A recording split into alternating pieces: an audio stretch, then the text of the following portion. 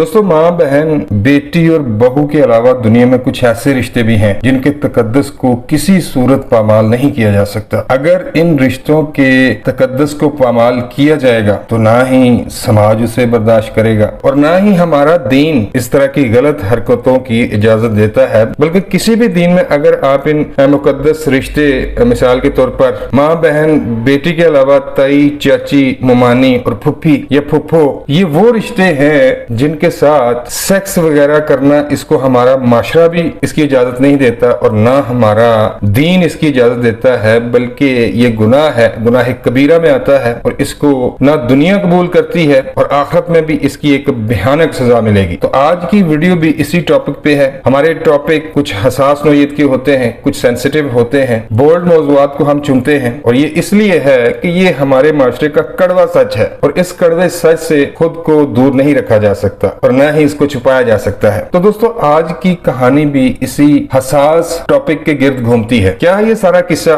जानने के लिए वीडियो को आखिर तक जरूर देखिएगा। वीडियो से अगर आपको कुछ सीखने को मिले, वीडियो अच्छी लगे तो इसे लाइक भी कीजिएगा, वीडियो को अपने दोस्तों के साथ शेयर भी कीजिएगा और चैनल को सब्सक्राइब भी कीजिएगा। तो चलते हैं जी कहानी की तरफ। दोस्तों, भारत की एक रियासत में 50 साल रामू अपनी 38 साल खूबसूरत बीवी और 2 बच्चों के साथ हंसी खुशी जिंदगी के दिन गुजार रहा था। पेशे के एतबार से रामू एक किसान था। उसके घर का तमाम तर दारोमदार जमीन और जानवरों पे था। अपने खेतों में, अपनी जमीन में वो फसलें उगाता था, फिर उनको गल्ला मंडी में बेचकर या फिर अपने जानवरों को उनका दूध बेचकर और जानवरों को मार्केट में सेल करके जो पैसा होता था, उसी पैसे से रामू और रामू की जो खूबसूरत बीवी जिसका नाम संगीता था, वो गुजर बसर करते थे। घर में इतना पैसा नहीं था, पैसे की रेल पेल नहीं थी, लेकिन मोहब्बत थी। रामू अपनी 38 साल नौजवान बीवी से बहुत मोहब्बत करता था और बीवी भी अपने शोहर की फरमाबरदार थी। वो भी अपने शोहर से खुश थी। जिंदगी के दिन गुजर रहे थे। फिर एक दिन क्या हुआ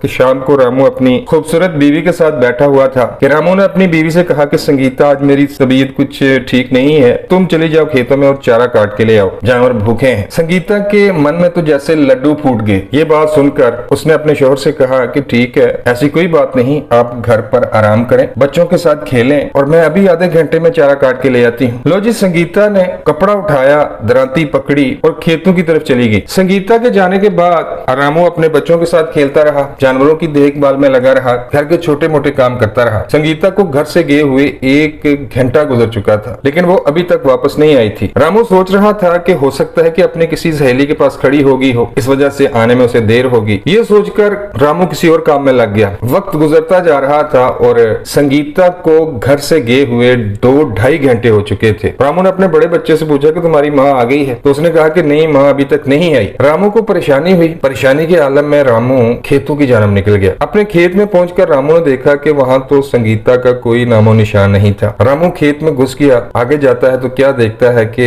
दरांती और चारा लाने वाला कपड़ा वो उधर पड़ा था, लेकिन संगीता वहां से गायब थी। रामू थोड़ा और आगे जाता है तो उसके पांव थले जमीन निकल जाती है। वो चीखता, चिल्लाता, रोता, गिड़गिड़ाता वहां से अपने गांव की जानब भागता है। उसकी चीखों पुकार की आवाज सुनकर गांव वाले भागे भागे रामू की तरफ आते हैं और रामू से चीखने, चिल्लाने और रोने की वजह पूछते हैं। रामू खेतों की तरफ इशारा करता है और उनको कहता है कि वहां मेरी बीवी को किसी ने बहुत बेदर्दी से कत्ल कर दिया है और मेरी बीवी के साथ इस कदर जुल्म किया गया है कि मुझसे वो देखा नहीं जा रहा। लोग खेत में घुसते हैं, देखते हैं तो रामू की बात में सच्चाई होती है। गांव में खौफो हिरास फैल जाता है। पुलिस को खबर की जाती है। पुलिस आती है, जाए वकूआ का जायजा लेती है, वहां से सबूत तलाश करने की कोशिश करती है, लेकिन वहां पर उन्हें कोई सबूत नहीं मिलता। यानी कि संगीता का कातिल बहुत ही कोई शातिर इंसान था। खैर, पुलिस लाश को वहां से उठाती है और पोस्टमार्टम के लिए हॉस्पिटल भेज देती है। वो जाए वकूआ का मजीद जायजा लेती है कि हो सकता है कि यहाँ से कोई सबूत मिल जाए, कोई क्लू मिल जाए जो हमें कातिल तक पहुंचा दे, लेकिन वहां से कुछ नहीं मिलता है। फिर पुलिस इन्वेस्टिगेशन का दायरा वसी करती है। सबसे पहले रामू से पूछ-गुछ की जाती है। पुलिस रामू से ये पूछती है कि खानदान में तुम्हारा किसी से कोई जायदाद का कोई तनाजा तो नहीं था? रामू कहता है कि नहीं, मेरे खानदान में जायदाद का कोई तनाजा नहीं था। फिर पुलिस उससे पूछती है कि हमसायों में या दोस्तों में तुम्हारा किसी के साथ कोई लेन देन तो नहीं था? रामू कहता है कि नहीं जी, अल्लाह का शुक्र है, मैंने कभी किसी से उधार नहीं लिया। जो घर में पैसा आता था, जो मेरी इनकम थी, हम उसी से गुजारा कर लेते थे, तो अल्लाह का शुक्र है उधार लेने की नौबत ही नहीं आई। पुलिस हर एंगल से इन्वेस्टिगेशन कर रही थी कि कोई ना कोई इशारा मिल जाए। फिर पुलिस ने रामू से कहा कि तुम्हारी बीवी के बारे में सुनने में आया है कि वो बहुत खूबसूरत थी, क्या उसका किसी के साथ कोई लव अफेयर हो? तो रामू ने कहा कि सर ये आप कैसी बातें कर रहे हैं, मेरी शादी को 8-10 साल होने को हैं और मैंने इस अरसा में अपनी बीवी के अंदर कोई भी ऐसी चीज नहीं देखी। मेरी बीवी मुझसे मोहब्बत करती थी और उसका किसी मोहल्लेदार के साथ, किसी रिलेटिव के साथ या किसी और इंसान के साथ कोई दूर दूर का भी कोई वास्ता नहीं था। रामू से तफ्तीश के दौरान पुलिस को ये इल्म हो चुका था कि रामू बेकसूर है और इस कत्ल में रामू का कोई हाथ नहीं है। इसके बाद पुलिस गांव वालों से तफ्तीश करती है, लोगों को ये पूछती है कि किसी ने संगीता को खेतों की तरफ जाते हुए देखा तो नहीं? लोग कहते हैं कि हमने नहीं देखा। इसके अलावा मजीद तफ्तीश का दायरा वसी किया जाता है, लेकिन पुलिस बहुत परेशान होती है क्योंकि पुलिस को कोई सबूत नहीं मिल रहा होता। थक हार कर पुलिस एक नई स्ट्रेटेजी अपनाती है। पुलिस ने सिविल कपड़ों से मुराद आम कपड़ों में अपने मुखबर, अपने जासूस गांव में छोड़ दिए और उनकी ये जिम्मेदारी लगाई गई कि लोगों के बीच में घुसकर, दुकानों पे बैठकर, चाय वाले खोखे पे बैठकर पता करो, कोई क्लू निकालो कि ये कत्ल कैसे हुआ है। खैर पुलिस के 8-10 मुखबर या जासूस उस गांव में घुस के और खुफिया तरीके से अपना काम करते रहे। इस दौरान उन जासूसों को एक खबर मिली कि जिन दिनों संगीता का कत्ल हुआ था उन दिनों ही रामू का एक भतीजा जिसका नाम विक्रम था, उसका भी एक्सीडेंट हुआ था और उस एक्सीडेंट के दौरान विक्रम का हाथ टूट गया था या फिर हाथ पे चोट लगी हुई थी। मुखबरों ने लोगों से अंदर की बात निकालने की कोशिश की कि ये जो विक्रम है, रामू का भतीजा, रामू के भाई का बेटा, इसका एक्सीडेंट कहाँ हुआ है और क्या वजह हुई है, इसका हाथ कैसे जख्मी हो गया। लोग यही कहते थे कि विक्रम के साथ कोई हादसा पेश आया है, लेकिन लोगों को ये मालूम नहीं था कि हादसा क्या पेश आया है। पुलिस को विक्रम पे कुछ शक हुआ। पहले तो पुलिस के मुखबरों ने चोरी छुपे विक्रम की जो एक्टिविटीज हैं उन पे नजर रखना शुरू कर दी। शक था लेकिन विक्रम के खिलाफ पुलिस के पास कोई भी सबूत नहीं था और शक की बिना पर विक्रम को गिरफ्तार भी नहीं किया जा सकता था। खैर लाख कोशिशों के बावजूद पुलिस को कोई सुराग नहीं मिला, तो बिल आखिर उन्होंने ये फैसला किया कि विक्रम को उठा लिया जाए। पुलिस ने विक्रम को उठा लिया और पुलिस स्टेशन ले आई। पुलिस ने विक्रम से पूछा कि विक्रम साहब ये आपका हाथ कैसे जख्मी हुआ है? तो जो बंदा झूठा होता है उसके बयान कभी उसके बयान मैच नहीं करते। विक्रम ने कहा जी मेरे साथ हादसा हो गया था। पुलिस ने कहा कि क्या हादसा हुआ था? विक्रम ने टाल मटोल करने की कोशिश की कि वो जी मैं बाइक से गिर गया था। पुलिस ने कहा कि किधर गिरे थे, हमें वहां लेकर चलो। विक्रम ने कहा कि बस यार ये छोटी सी चोट लगी है, इसका आप इतनी ज्यादा इन्वेस्टिगेशन क्यों कर रहे हैं? फिर उसने बयान बदला कि मेरा दरवाजे में हाथ आ गया था और मुझे हल्की सी चोट आई है। खैर विक्रम पर पुलिस को पूरा शक हो चुका था कि इस कत्ल से विक्रम का कोई न कोई लिंक जरूर है। पुलिस ने विक्रम से सच उगलवाने की हर मुमकिन कोशिश की, लेकिन विक्रम एक शातिर इंसान था। पुलिस के पास, पंजाब पुलिस के पास या हिंदुस्तान की पुलिस के पास या किसी भी दुनिया की पुलिस के पास जो आखिरी हरबा होता है वो यही होता है कि जो ढीठ किस्म के मुजरम होते हैं उनकी छतरौल की जाती है। तो फिर विक्रम की छतरौल की गई। विक्रम को अभी 5-7 छितर ही पड़े थे कि विक्रम ने चीखना चिल्लाना शुरू कर दिया। विक्रम ने कहा कि मैं बताता हूँ जनाब असल मामला क्या है। पुलिस ने कहा कि चलो फिर बताओ क्या किसने मारा है संगीता को, और जो तुम जानते हो हमें उस बारे में बताओ, नहीं तो तुम्हारा दोबारा से यही हाल होगा। विक्रम ने रोते हुए, हाथ जोड़ते हुए पुलिस वालों से ये कहा कि संगीता मेरी चाची है और मैंने ही उसका कत्ल किया है। विक्रम ने इकरार जुर्म कर लिया। पुलिस ने कहा कि चलो तुमने कबूल तो कर लिया, लेकिन अब ये बताओ कि तुमने संगीता को क्यों मारा। यहाँ पर मैं आपकी तवज्जो चाहूंगा क्योंकि असल कहानी यहाँ से शुरू होती है। दोस्तों विक्रम ने पुलिस को बताना शुरू किया कि आज से 10 साल पहले जब मेरे चाचा की शादी हुई थी तो उस वक्त मेरी उम्र 18 साल का था। मैं, मेरे चाचा की उम्र उस वक्त तकरीबन 40-42 साल थी और मेरी चच्ची 30 साल की थी। एक दिन मैं अपने चाचा के घर गया किसी काम के सिलसिले में, तो चाचा तो घर पे नहीं थे, लेकिन जो चाचा की बीवी थी, नई नवेली दुल्हन, वो घर पे ही मौजूद थी। विक्रम के बकौल जब उसने पहली दफा अपनी चच्ची को देखा तो बस देखता ही रह गया। विक्रम कहता है कि इससे पहले मैंने बहुत सी औरतें देखी लेकिन मैंने मैंने अपनी चच्ची जैसी खूबसूरत जिस्म की मालिक किसी औरत को नहीं देखा। विक्रम ने कहा कि जब मैंने पहली दफा चच्ची को देखा तो उसी दिन उसके इश्क में गिरफ्तार हो गया। मैंने चच्ची को सलाम किया। चच्ची ने मुझे बिठाया और कहा कि कैसे आना हुआ। मैंने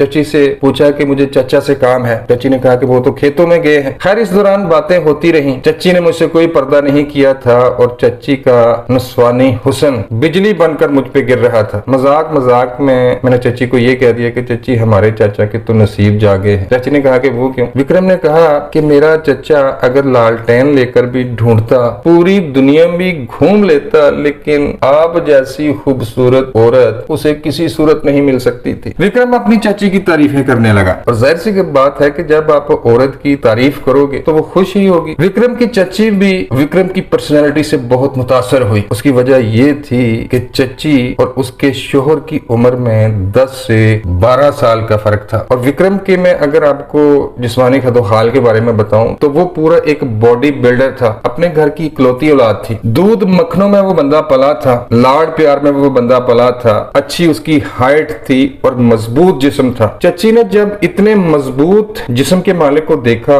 तो उसके दिल में भी अंदर ही अंदर से लड्डू फूट रहे थे। वो भी विक्रम को पसंद करने लगी थी। खैर, बातें होती गई। फिर विक्रम ने चच्ची से इजाजत चाही और चला गया। चंद दिन के बाद विक्रम फिर किसी काम के सिलसिले में चचा के घर आया। आज भी चचा घर पे मौजूद नहीं थे। आज चच्ची ने रेड कलर की इंतहाई टाइट ड्रेस पहनी हुई थी और ड्रेस के अंदर ब्लैक कलर की बराब वाज़े नजर आ रही। विक्रम अपनी चच्ची के पास बैठ गया। चच्ची भी सामने बैठ गई। चच्ची ने विक्रम से ये कहा कि विक्रम, क्या पियोगे, चाय पियोगे कि पानी पियोगे? विक्रम ने कहा कि चाची, मैं पानी पीऊंगा। चाची पानी लेकर आई। दोनों बैठ के आपस में बातें करने लगे। विक्रम अपनी चाची को हसरत भरी नजरों से देख रहा था और जब आप किसी औरत को इस नजर से देखते हैं तो औरत भी पहचान लेती है कि मर्द के दिल में क्या चल रहा है। विक्रम की चच्ची को ज्यादा दिन नहीं लगे विक्रम के दिल का हाल जानने में। एक दिन विक्रम अपनी चाची के साथ घर में मौजूद था। चाची आज बहुत रोमांटिक मूड में थी और हंस हंस के विक्रम के साथ बातें कर रही थी। विक्रम आज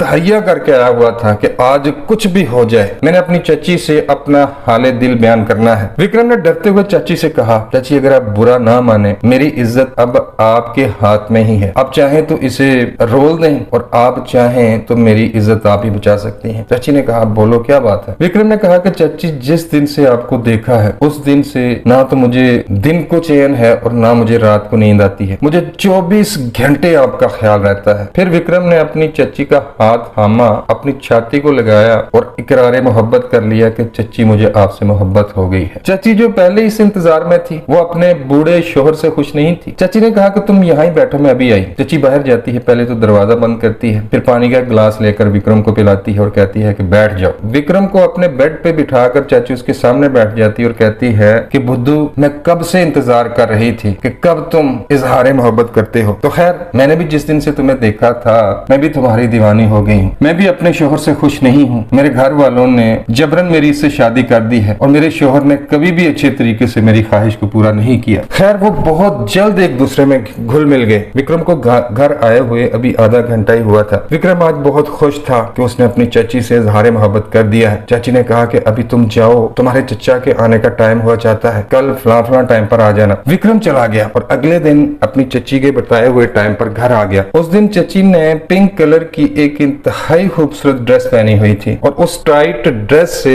चच्ची का नस्वानी हुस्न बाहर निकलने की कोशिश कर रहा था। विक्रम ने बहुत मुश्किल से अपने आप को कंट्रोल किया। चच्ची आई, दोनों ने आपस में बातें की, फिर प्यार मोहब्बत की बातें करते करते हुए दोनों एक दूसरे में इस कदर घुल मिल गए कि उन्हें पता ही नहीं चला कि वो एक दूसरे के बहुत करीब हो चुके थे। विक्रम ने अपनी चच्ची को बाहों में जकड़ लिया। चच्ची ने विक्रम से कहा कि रुको। चच्ची बाहर गई, बाहर वाले दरवाजे को बंद किया, फिर अंदर वाले दरवाजे को बंद किया और बेड पर आकर लेट गई। फिर चच्ची ने विक्रम का हाथ पकड़ा और अपने ऊपर खींच लिया। विक्रम जैसे भूखे कुत्ते की तरह अपनी चाची पे टूट पड़ा। विक्रम ने चच्ची के कपड़े उतारे और फिर अपनी चच्ची को चूमने चाटने लगा। चाची जब फुल गर्म हो गई तो उसने फिर विक्रम को नीचे लेटाया, अपने हाथों से विक्रम के कपड़े उतारे और विक्रम की छाती को चूमने लगी। जब जज्बात हद से बढ़ गए तो विक्रम ने अपनी चाची को बेड पे लिटाया और चच्ची की प्यास को पूरी कुव्वत के साथ बुझाने लगा। विक्रम चच्ची के साथ सेक्स कर रहा था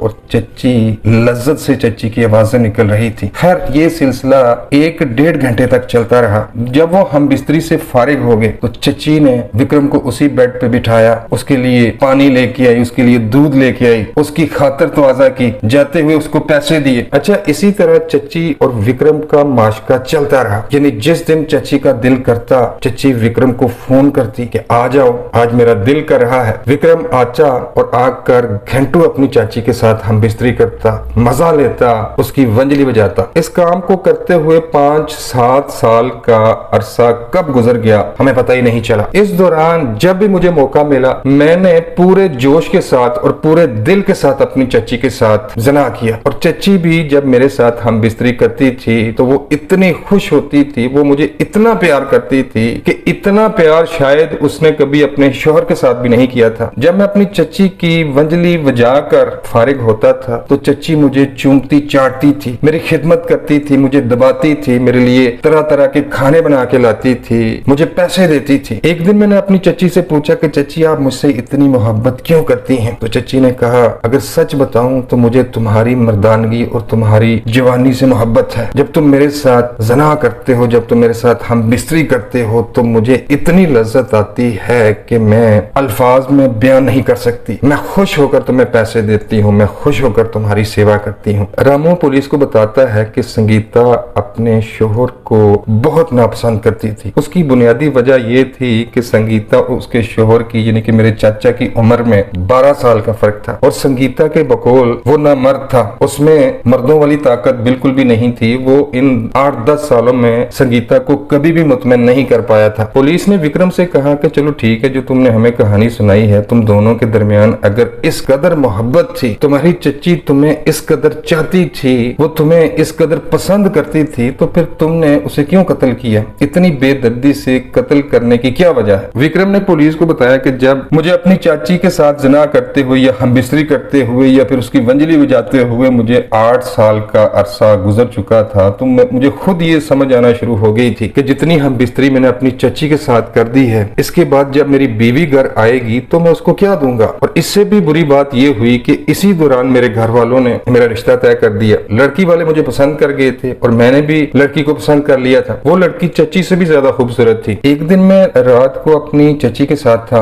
हम दोनों हम बिस्तरी कर रहे थे और फारिग होने के बाद मैंने चच्ची को एतमाद में लिया और कहा कि चच्ची, मेरे घर वाले मेरी शादी करना चाहते हैं। जब चच्ची ने, संगीता ने ये सुना तो गुस्से से आग बगोला होगी। उसने कहा कि मैं तुम्हें हरगिज़ इजाजत नहीं दूंगी। अगर तुमने मेरी बात ना मानी और मेरी मर्जी के बरखिलाफ जाकर उस लड़की से शादी की, तुमने शादी की हामी भरी, तो मैं पूरे खानदान को तुम्हारे बारे में बता दूंगी कि तुम पिछले 10 साल से मेरे साथ हम बिस्तरी करते रहे हो। मैं खुद भी बदनाम हो जाऊंगी, लेकिन तुम्हें भी मैं इस खानदान में और इस गांव में मुंह दिखाने के काबिल नहीं छोड़ूंगी अगर तुमने उस लड़की से शादी की हामी भरी। विक्रम ने पुलिस को बताया कि मैं डर गया। मैंने अपनी चच्ची के पांव पकड़े और कहा कि चच्ची, मैं आपसे वादा करता हूँ कि शादी के बाद मैं अपनी बीवी से ज्यादा तुम्हें टाइम दिया करूंगा। जब तुम मुझे सोबत के लिए, जब तुम मुझे हम बिस्तरी के लिए बुलाओगी, मैं आऊंगा। मुझ में तुम कोई कमी महसूस नहीं करोगी। बड़ी मुश्किलों से विक्रम ने अपनी चच्ची को राजी किया। खैर, शादी हुई। शादी के बाद 2 साल तक विक्रम अपनी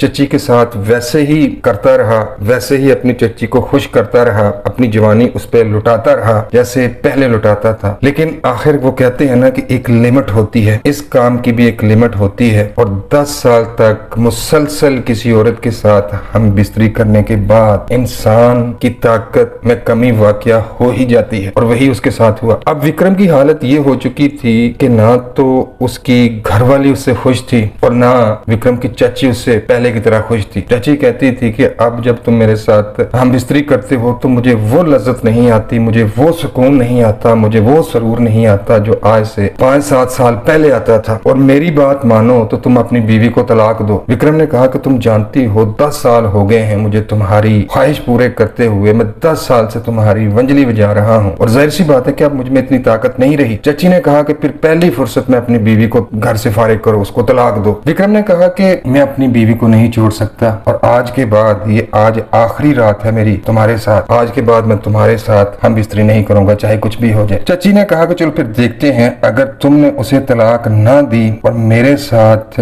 तुमने मुझे राजी ना किया, मेरे साथ तुमने हम बिस्तरी करने को अगर इनकार किया तो मैं पूरे गांव में तुम्हें बदनाम कर दूंगी। चाची की ये बात सुनकर या धमकी सुनकर विक्रम बहुत परेशान हो गया। विक्रम ने अपने दोस्त को इत्मीनान में लिया और अपने दोस्त को तमाम तर ये किस्सा सुना दिया। विक्रम के दोस्त ने कहा कि चलो ठीक है, कोई बात नहीं, इसको इतना संजीदगी से ना लो, एक दिन अपनी चाची के पास चला जाया करो और दूसरे दिन अपनी बीवी के पास चला जाया करो। विक्रम ने कहा कि मुझ में इतनी सकत नहीं, मैं अब इस उम्र में इतना सब कुछ करने के बाद मैं 2 औरतों को राजी नहीं रख सकता, मुझ में अब इतनी ताकत नहीं, तुम मुझे चाची का कोई हल बताओ कि ये मेरी जिंदगी से निकल जाए। विक्रम का जो दोस्त था वो एक नेगेटिव पॉइंट ऑफ व्यू का मालिक था, वो आप ये कह सकते हैं कि थोड़ा बदमाश टाइप था। उसने विक्रम को कहा कि फिर एक ही रास्ता है कि इसको कत्ल कर दो। विक्रम ने पुलिस को बताया कि वारदात वाले दिन चचा ने जब चची को कहा कि आज मैं थक गया हूँ, आज मैं जानवरों के लिए चारा नहीं ला सकता, तो उसी वक्त चची ने मुझे फोन किया कि मैं खेतों में जा रही हूँ और तुम वहाँ आ जाओ, खेतों के साथ जो झाड़ियां हैं, झाड़ियों के पीछे छुपकर हम बिस्तरी करेंगे और अगर तुम ना